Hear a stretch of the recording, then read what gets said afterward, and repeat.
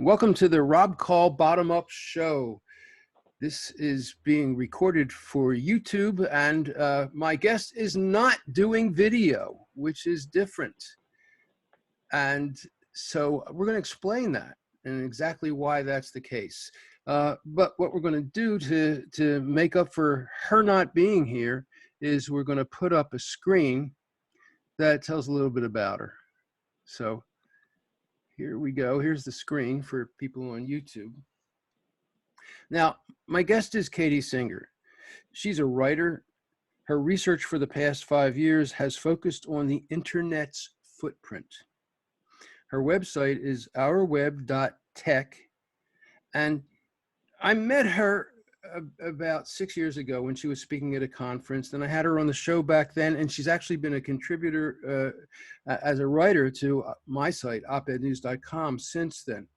She has spoken at the UN on the internet's energy use, on 5G, on greenhouse gas emissions, and worker hazards.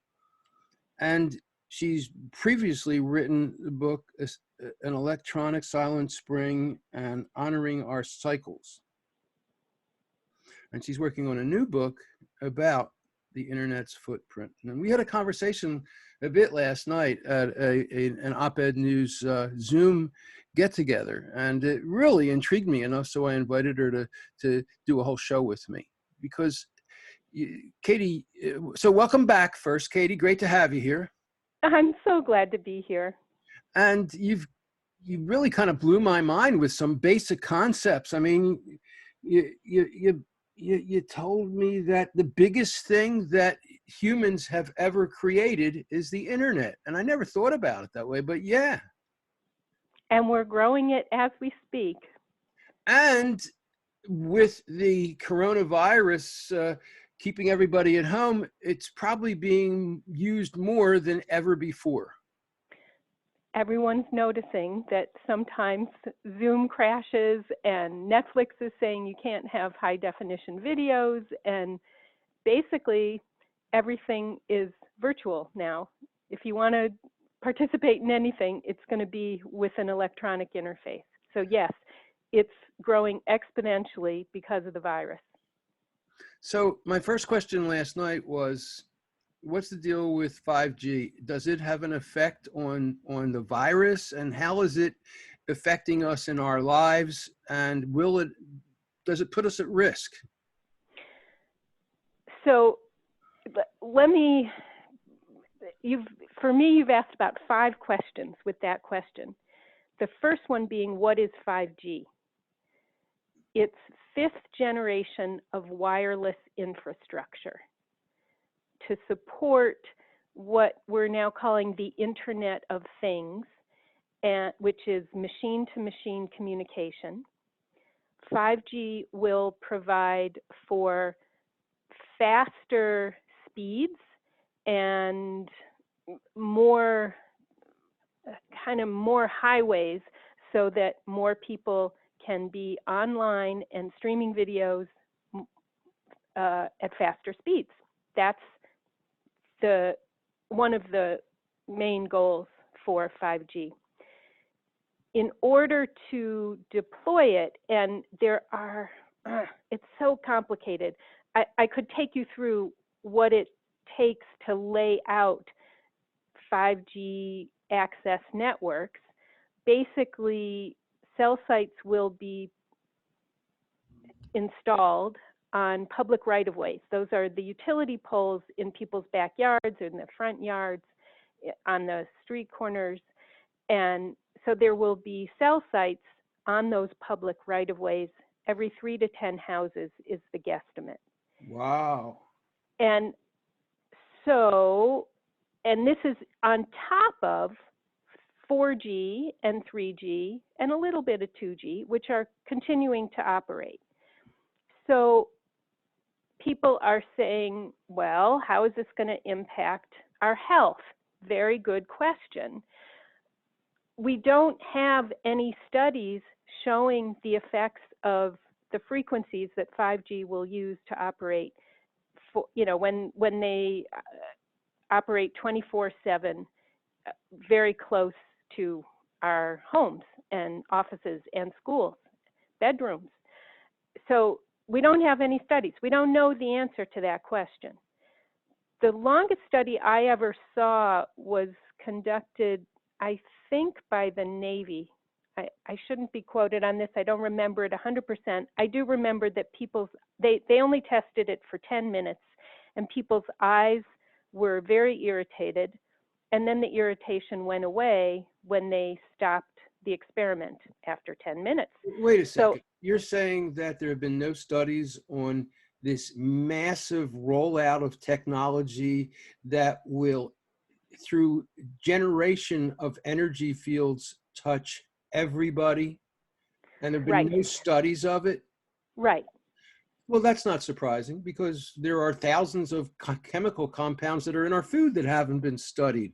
Right. And you're going to talk about how there are at least 1,000 different compounds in that it takes to make a smartphone, most of Wait, which have not been studied. Well, no, you're close, but not all the way there. But let's go back to your first question about 5G. So, because you said, well, what's the relationship between 5G and the coronavirus? Yeah. We have no idea. We don't know. There's no study. So that's the end of that question. I don't know of any study that has shown a relationship. Now, is the virus affecting 5G? I would say it is, and let me say how. Because everyone's online now, and so use of the internet is increasing exponentially. As you said at the introduction, the internet is the largest thing that humanity has built. And its electricity use, greenhouse gas emissions, toxic waste, conflict minerals, worker hazards, all of those things are in proportion to it being the largest thing that we've built. Another thing I'm very concerned about is democratic process.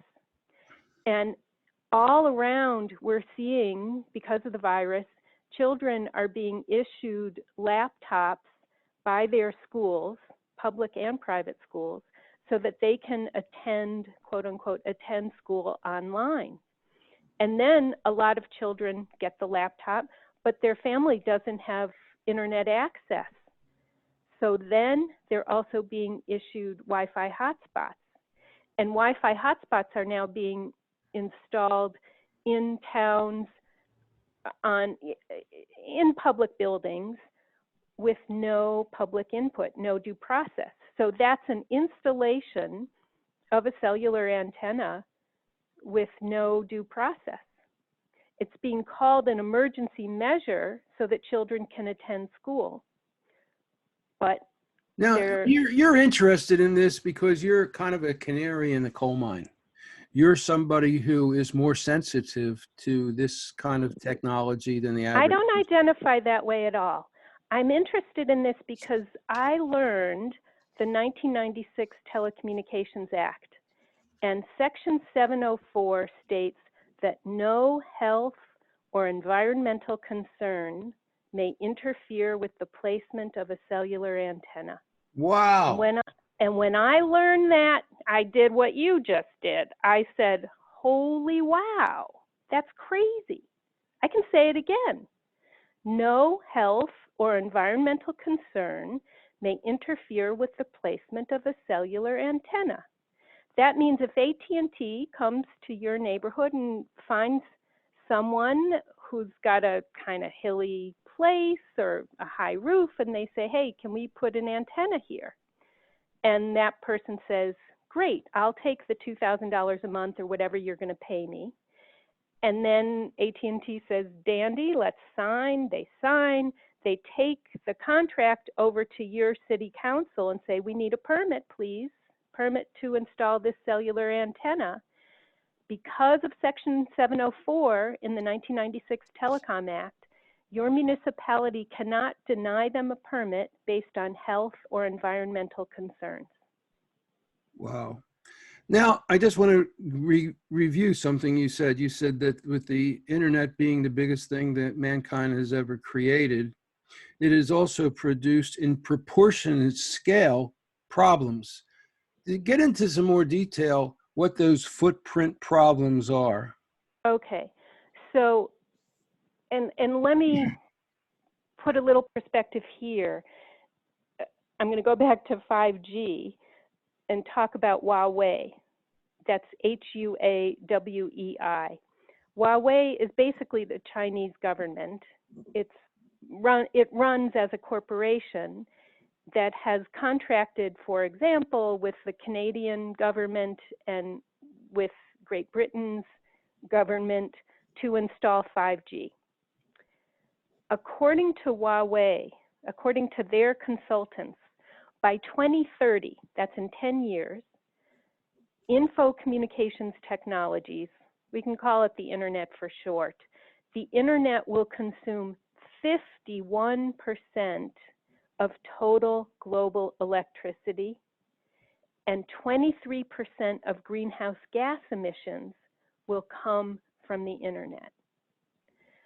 When I say these figures, people don't get it. They say, you know, I don't really have a very big electricity bill here. What are you talking about, Katie Singer? So then what I start to do is break down where are the internet's main energy guzzlers. And there are a handful of them. You want me to break them down? Sure. Okay. I like to start with embodied energy. That's the energy that goes into designing the let's just talk about the device at your desk or in your hands. So it's got to be designed. That needs 3D model, 3D printing models and robotics, and it takes a lot of energy to operate these kind of models. We're now in the cradle stage, right? We're going to go all the way to the grave, cradle to grave for this device in your hands. So there's designing it. Then we start to mine the raw materials, and there are lots of them. So those ores need mining, then washing, then transporting to a smelter. Typically, there will be a handful of steps before the metal is reduced from the ore so that it's usable, and then it still has other refining and chemical additives and all kinds of stuff goes in before it's actually usable in the device. Well, let me give you a little spoiler alert. What you said last night in our conversation was that 80% of the energy that your computer is going to use was used before you opened it for the first time. Right, 81%. That's in a laptop. I'm assuming that other kinds of computers have a similar proportion, that the energy embodied in mining, manufacturing, transporting substances between stations, I'm assuming that it's pretty much the same for other computers. So yes, 81% of the energy consumed by a device in its lifetime happens before you open it up and turn it on.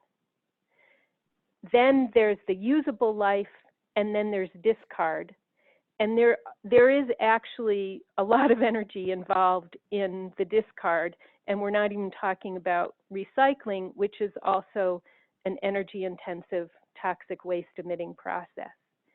But that uses a very small amount of energy compared to the energy involved in extracting resources and manufacturing and all that stuff before you turn it on. So that's embodied energy. It is a major guzzler. And then, okay, this is, so far we've just talked about the device on your desk or in your hands. Now we have to look at the infrastructure that makes this video possible, that makes a text message possible. So or sending an email. We need data storage centers. You know what those are, yes? Tell us. Okay, that's where everything is stored. Websites, your old emails, your new emails, medical records, educational records, bank records, all that stuff, military information, surveillance capitalism data, all of that stuff is stored in data storage centers. Some of these are so large, you can see them from outer space. They're warehouses filled from floor to ceiling with computers, and then computers get heated up. So they have to be kept cool. So 40% of the electricity in a data storage center will be dedicated to cooling systems, air conditioners and swamp coolers. Those also take water. And of course, we've got plenty of them in deserts, which are hotter and have scarce water resources, but we still put data storage centers in desert areas. Anyway, data storage centers are all over. They're in government buildings. They're in buildings you don't know are data storage centers. They're in the desert on their own. And according to Greenpeace, I think about 6 or 7 years ago, they figured that if data storage centers were a country, they would rank 5th in use of energy. Wow. Now, hold on, we're just getting started here because we haven't talked yet about the access networks. Those are the cell sites so that right now you're recording this video, and I can explain later why I'm not doing the video part. I'm just doing the voice, but it doesn't matter. Even my voice is getting recorded, and then you're going to post that on your website, your podcast. Well, tell you what, why don't you tell us now why you're not doing video? Oh, because it takes more data, and that takes more energy, and that will emit more greenhouse gases. And it's not necessary. I'm basically interested in the question, what is truly within my means? And when I ask that question, I can't think just about my budget, which is pretty small. I'm looking at the whole ecosystem here. And you said that I could tell you about this quote that I've got from Soumya Dutta, who was one of the founders of India Climate Justice. And he really helped me look at this question, what is within our means? And what's necessary, and what can I live without and still, function here? So you and I can have this conversation, and it'll be functional, even though you don't see my face or my hands talking as we have the conversation. So I just want to kind of throw in a little bit more, because we did have a conversation last night. Basically what you're saying is the internet has become the elephant in the room in terms of the use of energy in the world. It's getting bigger and worse. Huawei predicts that it's going to be 51% within 10 years. It could be that high, yes. And that was before the virus cut down the use of a huge amount of energy. I mean, pollution all over the world is disappearing because people are not going out and using their cars and vehicles anymore. They're not heating up buildings like they were. I mean, things have changed. I mean, it could be what with the virus and maybe permanent changes that happen after it, that the internet could end up being 70% of the use of energy in the world, which is really crazy. So what you challenge us with is, how do we use less? Right. How do we, and you point out that video, just tell how much more does it use than audio? Okay, so here's the thing. If you look in your inbox, someone sends you a simple email, it has only text in it, you'll see how many gigabytes are in it. Not so many. If they send you something with voice in it, it'll have more. If they, I'm talking like a 5-minute. Well, let me doodad. just give you some examples. Yeah. I do, I end up with a video interview is usually 350 to 400 megabytes for an hour. Okay. Making that audio, and it takes it down to either 35 or 85, depending on the resolution. Wow. Get megabytes. Okay. So, you know, you're looking at 5, 6, 7, 8, 10 times more for the video. There you go. There's your answer. And So, an email could be under a megabyte easily. right. Yeah. So you know how if you just send a photo, that's also, that takes a lot of data. And in one video, in 1 second of video, there will be 60 images in that 1 second. Each of those images takes a lot of data. So we need to be selective with our use of video. And this is so cool talking with you, Rob, because you're getting it. You're saying, so my new question is, how can I reduce my internet footprint? Okay, And so we're going to take a brief show ID, yeah, and then we'll come back and we'll talk about how to reduce it. And you've got a quote that you want to give us from Simya Dutta. So this is the Rob Call Bottom Up Show. It's available on Pacifica Radio Network, on YouTube, on iTunes, on all kinds of different places where you can find podcasts. And on Progressive Radio Network, the archives are available at opednews.com/podcasts. And the show is partially sponsored by opednews.com, which is a progressive news and opinion site where I publish 500 articles a month, close to 100,000 over the years that we've been around. And my guest for this show is Katie Singer. She's a writer. She's been doing research for the past 5 years, focusing on the internet's footprint. She's the author of An Electronic Silent Spring and Honoring Our Cycles. And her website is ourweb.tech. And Katie, you're going to tell us now about how we can do something to make the internet more sustainable and make ourselves produce a smaller footprint. yes, And you want to read that quote? I do. Okay, hold on. All right, there's a lot going on here. I'm sitting here with a stack of papers, but Simya Dutta blew me away when I met him a couple of years ago. Again, he was a founding member of India Climate Justice. So in the 20th century, the human population increased fourfold, from 1.6 to 6.1 billion people. During the same time, global energy consumption increased between 12-fold and 16-fold.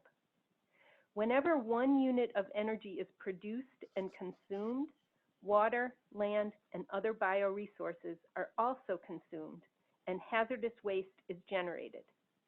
In other words, because of cars, electricity, air conditioning, and smartphones, the average person now uses over 4 times the amount of natural resources that our grandparents consumed. Meanwhile, 2 decades into the 21st century, there are more than 6 billion of us alive. Actually, referring here to average people is not correct. According to the World Bank, the average Indian consumes about 630 kilograms of oil equivalent per year, KGOE. The average Bangladeshi consumes less than 300 kilograms of oil equivalent per year. And now you get to guess, Rob. Oh, wait. Have you been hearing me? Yes, yes. Okay, sorry. The average U.S. American annually consumes over 6,000 kilograms of oil equivalent per year. To provide every global citizen with a decent opportunity for a healthy life, starting with vitally needed basic infrastructure such as clean water and toilets, some of the poorest countries with the lowest emissions might actually need to increase their per capita energy consumption. To reduce sufficiently the burden that humans impose on natural ecosystems, wealthier nations that consume excessive amounts, that's you and me, will need to reduce their consumption of energy and water by at least 70% and completely eliminate their greenhouse gas emissions. Okay, there's the assignment.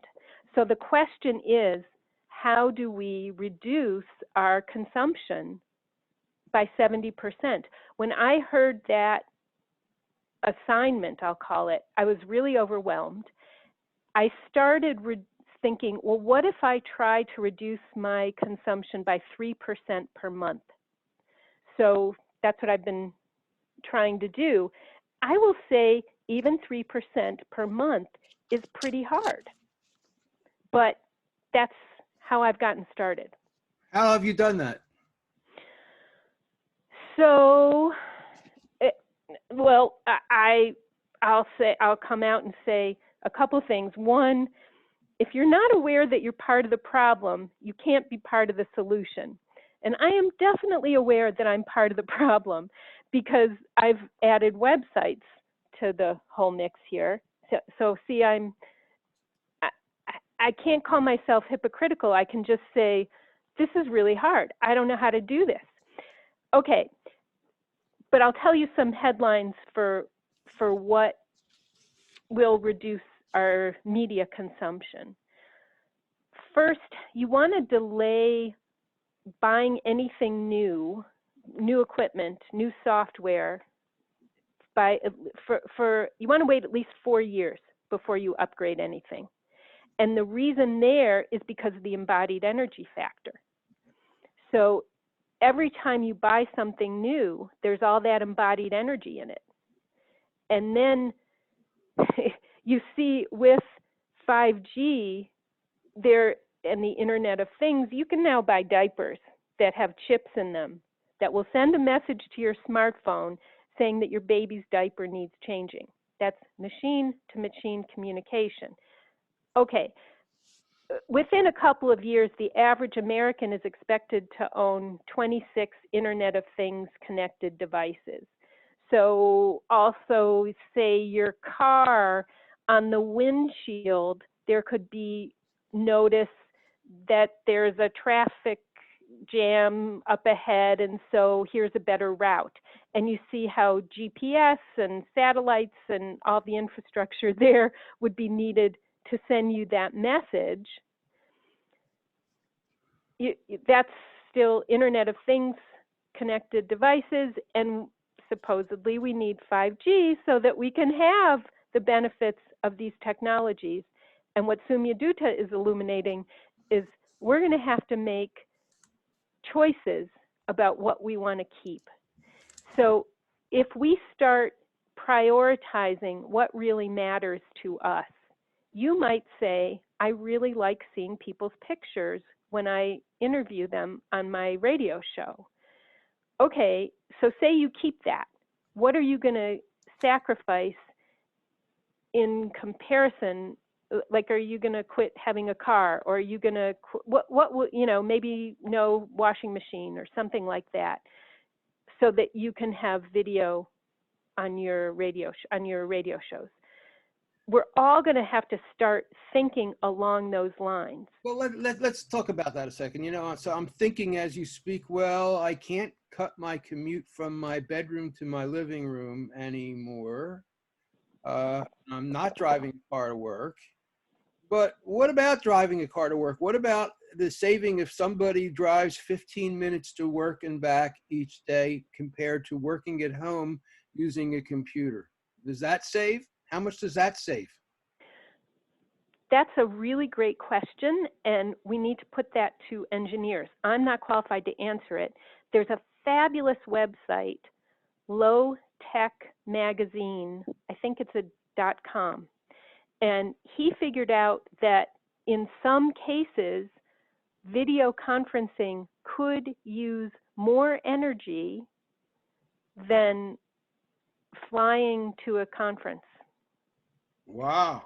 I know, and you've got to see his calculations. He's the only one I know who's done it, but I think that's a really good question you've just asked. And certainly with, okay, we can go to all the children who are now, quote unquote, going to school from home with a computer.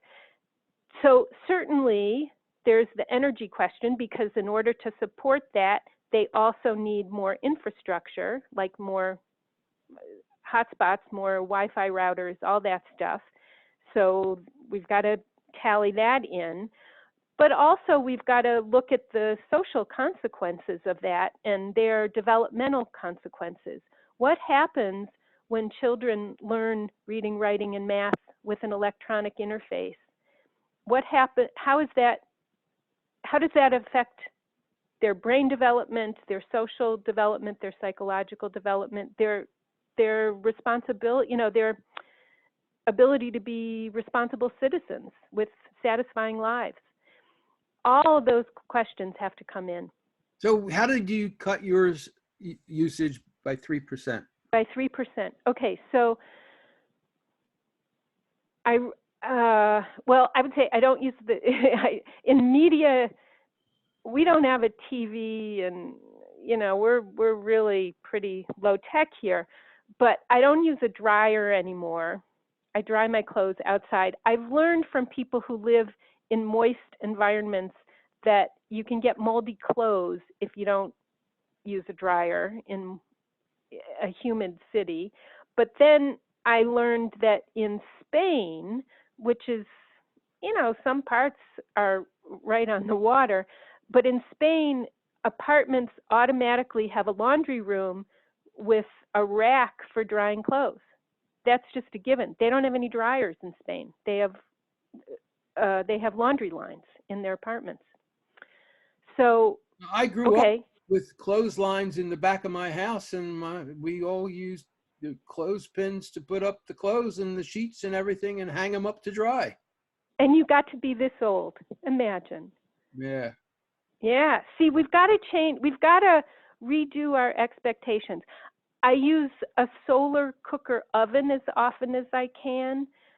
It's just a black box with a plastic cover, and I put it out in the sun, and it's pretty great. It makes quinoa and millet, and it does wonderful things with vegetables. You don't put any water in it. You just put the vegetables in, and 45 minutes later, the sun has just made them delicious.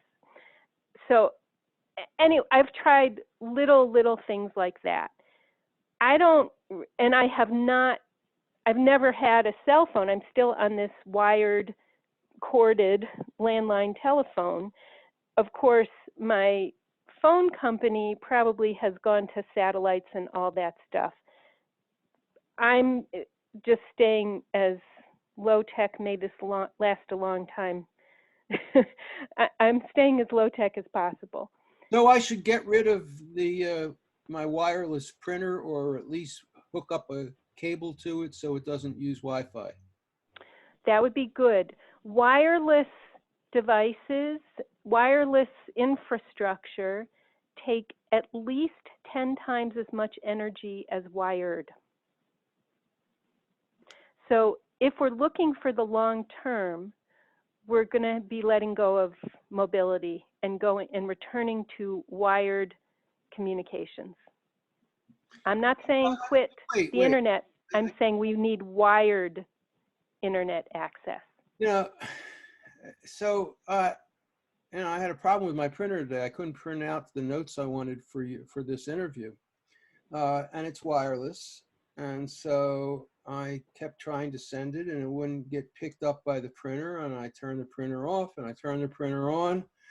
But I mean, the wireless, is this also the same kind of embodied energy use, where it's not so much sending it to the printer that is the high energy use, but the creation of the technology that enables that, that is where the 10 times as much energy is?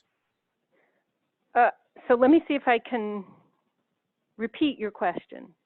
You're saying, I think you're asking, how is it that a wireless system would use 10 times as much energy as a wired system? Yeah. Okay. If we go to the infrastructure in, like if we're at 4G, say, those things need radio transmitters. They need antennas. They need battery backup. They need all this kind of stuff. And if you just have a cable that is delivering, and let's say it's a fiber optic cable, which is operating by pulses of light, but those are contained within the fiber cable, that will use a lot less energy. It will provide faster speeds than, it can provide faster speeds than some wireless communications. There are lots, it's not simple, however, because often the industry uses fiber, say, to deliver from their core network, from their headquarters to the cell tower. That is inevitably going to be fiber optics. Then from the cell tower to the end user is typically wireless. That's how 4G All right, operates. so I think, and my question was, is a lot of that greater cost of energy involved in the setting up of it, not the specific use of it for one moment? It's most, what you're saying, Right. it's to build all the technology to make it possible is what costs Right. energy. And it would be the embodied energy in the infrastructure. In the infrastructure, and the infrastructure is all the transmission technologies that are out there. Right. And the all receivers. the software that is needed. And the battery backups, the batteries are major. Manufacturing what we do to manufacture batteries. I mean, it's so you're and I'll say my understanding is maybe at a kindergarten level, and we need engineers who are really sophisticated, who can take your question and do due diligence with it. Well, let me just throw in, I know a little bit about the mobile technologies, and I know that the phone is one piece, the smartphone, that's a piece of hardware. There's a massive amount of technology going into the software. It's not just Android or Apple's operating system. There's, I mean, what are there, millions of different apps, and all of those have involved people working on them, cooperating and putting together projects with them. Then you've got the transmission element of it. You've got to have these towers. You have to build the hardware for the towers. You've got people who have to install the antennas and all the amplification parts of that. And then you've got the management of it all, the coordinate of it all. And then you've got the satellites. Now, you mentioned satellites. That blew my mind. You said something last night about satellites that I was kind of shocked by. Yeah, right now, Elon Musk and some other people and corporations are launching satellite-based Wi-Fi. They want to blanket the whole Earth in Wi-Fi, and it would come from satellites. In order to do that, they've got to launch rockets that have those satellites in them. And I should clarify that a satellite might last 5 to 7 years if we're lucky, and then would have to be replaced. You can imagine the embodied energy and all that equipment. The rocket launches also emit soot that is more potent as a greenhouse gas even than methane. So we're talking I mean, I've heard anywhere from 20,000 to 80,000 rocket launches in order to cover the Earth with satellite-based Wi-Fi. Now, how So, does that compare to other sources of greenhouse gases? well, so there's CO2, carbon dioxide, and then methane, and then soot is more potent. And again, I'm not an expert in these things. I just know that bare minimum amount. Yeah, but I mean, a rocket produces a lot more than like a jet plane, I would think, or a car. I don't know. And what we know is that I don't think the issue is that we have one rocket being launched.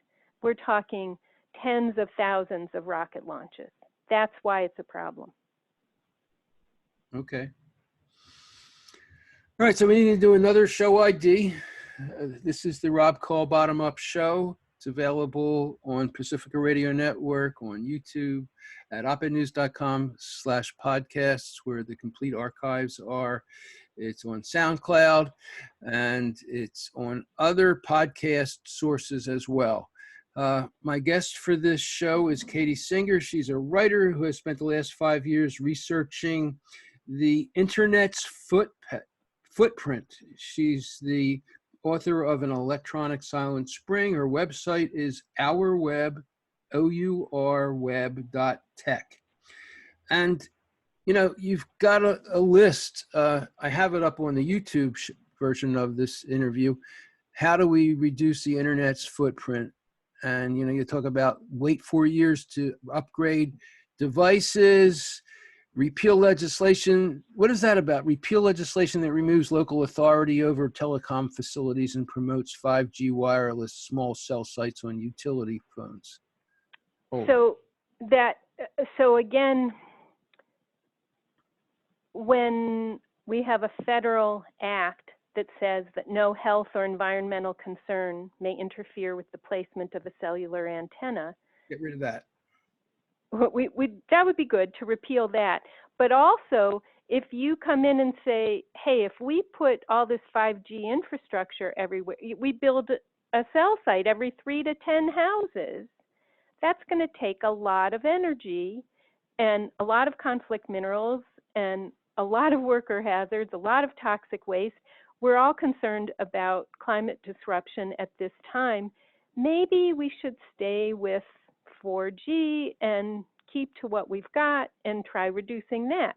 Well, that would not be allowed. That would be an environmental concern that you have around 5G, and that wouldn't be allowed. So even if your town comes together and agrees that you don't want to expand telecom infrastructure right now because of the energy concerns, you cannot refuse a permit based on those environmental concerns. So we need legislation that allows local authority over telecom facilities. Okay. You know, and I think the question you got to keep asking yourself is, what can you let go of? What can you do that you don't need that you could do a better way? You talk about delaying children's use of electronics until they have mastered reading, writing, and math on paper. And I'll tell you, I've had another guest on the show, a psychologist, who has talked about just how dangerous it is for children to have excessive exposure to digital experiences, whether it's TV or iPads or phones or whatever. And what she said is that you get a kid addicted to screens, they are far more likely to become addicted to substances as well in their life and to become addictive personalities. So it's a good, healthy thing for keeping it away from kids. And I totally agree. And I don't know how anyone can realistically do that right now. It's an incredible challenge. And so we're all struggling. Everyone notices when they've used when they've sat in front of a screen too much. And everyone has their own limit for how much that is. But the question is, well, how do I limit my use? What is too much for me? Well, I'm just thinking, I'm addicted. I'm totally addicted. I'm on the screen an incredible amount of time, but I'm really proud of my daughter. She's got 2 little girls, and she's worked really hard, put rules in place so that they don't have unlimited access to it. She doesn't use it for babysitting. She uses it as a reward sometimes, and says, if you do this, then you can get a little time here, or while you're doing this, you can have a little bit of it, but they don't get that much. And it's not like How old are they? one is 1.5 years and the other is 5.5. Okay, so when they start going to school, you'll have new problems. Oh, that reminds me, when my kids were young, I didn't want them on video games. Yeah. The big one was the Sega game back then. And I just refused. I said, well, now let them learn computers. I think it's going to be better. This was the late 80s. Maybe 90. Maybe my kids were like 10 and 10 years old. And I didn't want them to be playing video games all the time. Why not? Because I thought it was too much. Too much what? Too much time, too much. It was addicting. I didn't. Can I tell a story? Well, let me finish mine. Oh, okay. Basically, I didn't get him that. Instead, I got him a computer, and I wanted him to learn how to use the computer. And at least if they were going to play games, they would do it on a computer, and they would learn some of the functions of a computer. And all my kids are great on computers now.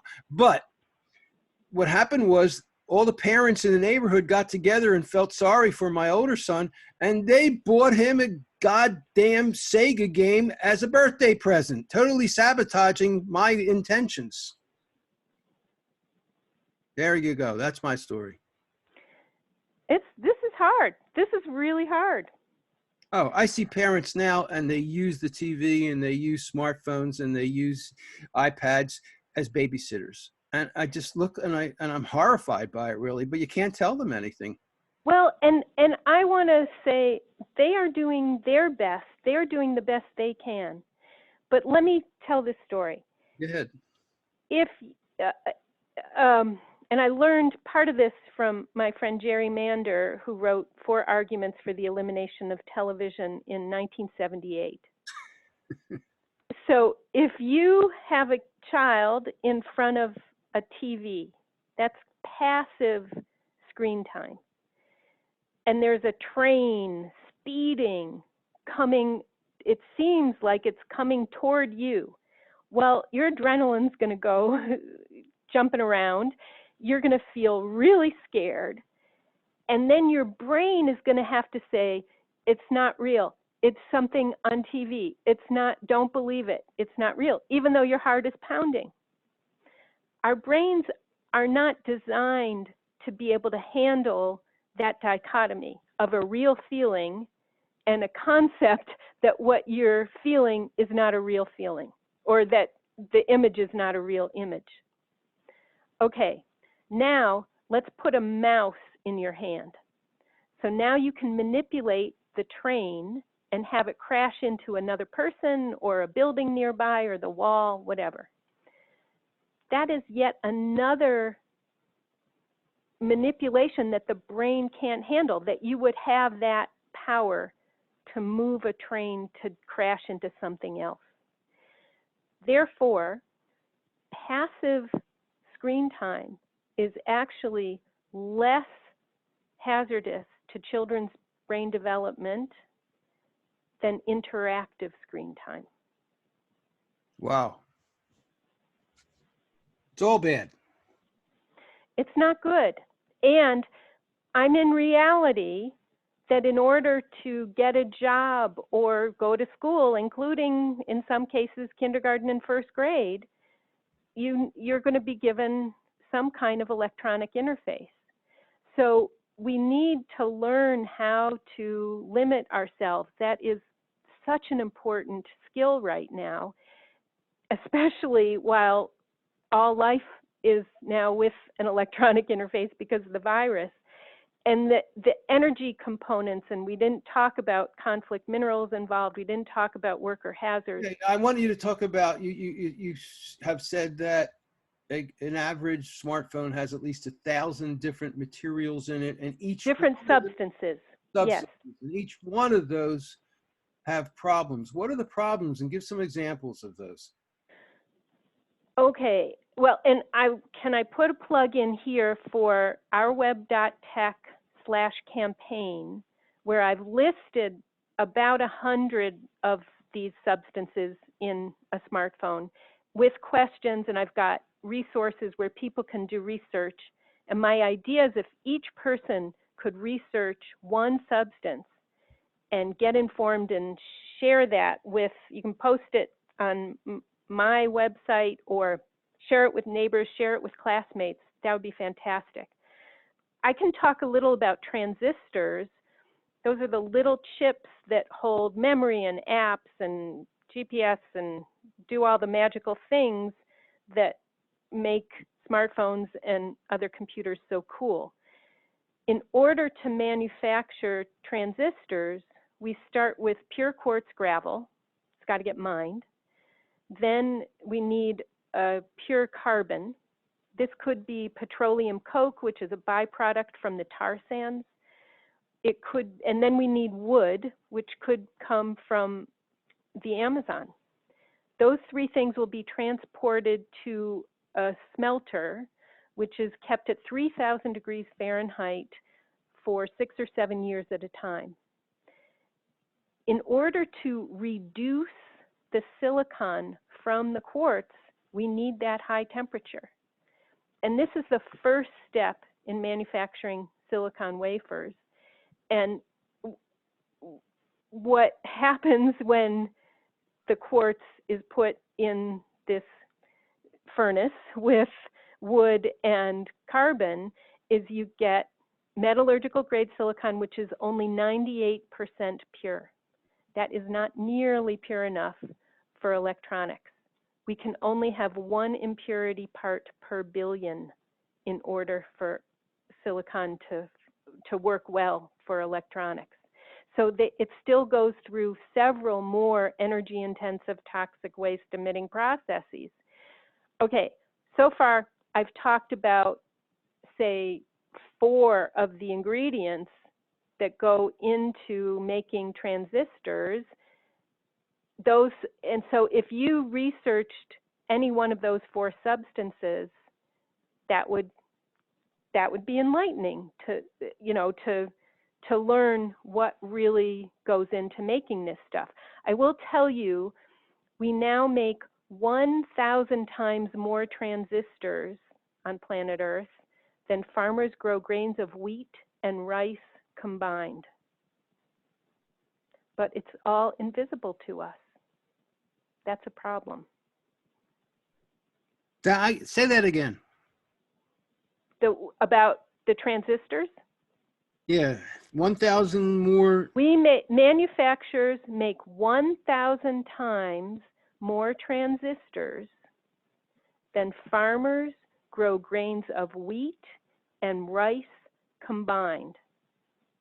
I can tell it another way. One iWatch can hold 1 billion transistors. Wow. And so far, I've only talked about it, maybe a handful of the substances that go in to making a computer work. We haven't talked about the batteries, what goes into the batteries. And that's pretty intense. I mean, there's blood in those batteries. How? Literally. Well, coltan, short for columbite tantalite. Coltan is mined primarily in the Democratic Republic of Congo. When it's refined to a powder, it will hold charge. More people have been murdered over coltan than any other single event since World War II. We're talking about more than 10 million people. And people don't know about it. Wow.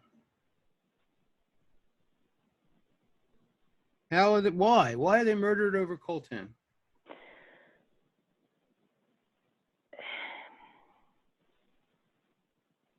so it's, I don't know the details, but if there's an area, so the Democratic Republic of Congo is in the heart of Africa. It's just the most mineral rich, it's certainly one of the most mineral rich places on Earth. And right now, Chinese corporations primarily will go to DRC and say, okay, we want you to start, they'll say to someone who lives there, will you please set up a mine and get some workers, we'll pay them $2 a day, and you get us the ores and we'll pay you really nicely.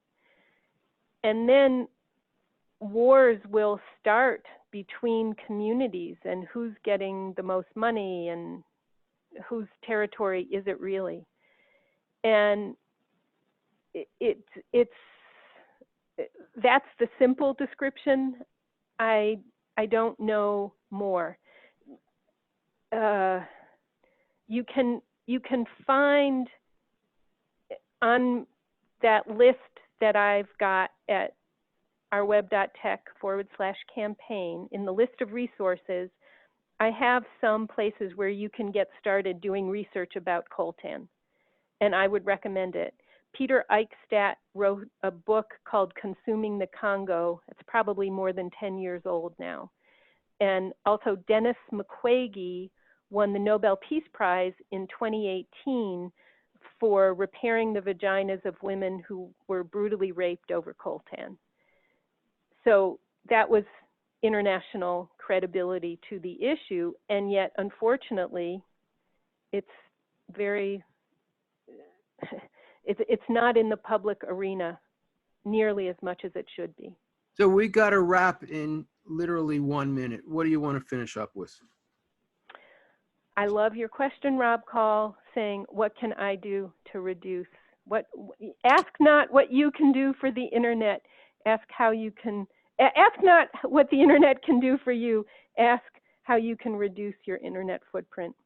And a couple of last minute things you say, sponsor fix-it clinics and internet cafes. I know they have that for bicycles. They should have it for technology, electronic. Absolutely. And then we need right to repair legislation, because in some cases you're not allowed to repair your computer. Okay, and the last one is define what media is essential and use much less of everything else. So you don't really need to check your Instagram and your Facebook every 20 minutes or whatever. All right, we've got to wrap. And you can do that. I can tell you how to do that, which is to put your social media on your second page or even your third page, and that will help you break the habit. All right, so my guest for this show has been Katie Singer. She's a writer. She's been researching the footprint of the internet for the last 5 years. She's the author of An Electronic Silent Spring, and her website is, say your website. Ourweb.tech, T-E-C-H. Thanks so much for being on the show, Katie. Thank you. All right.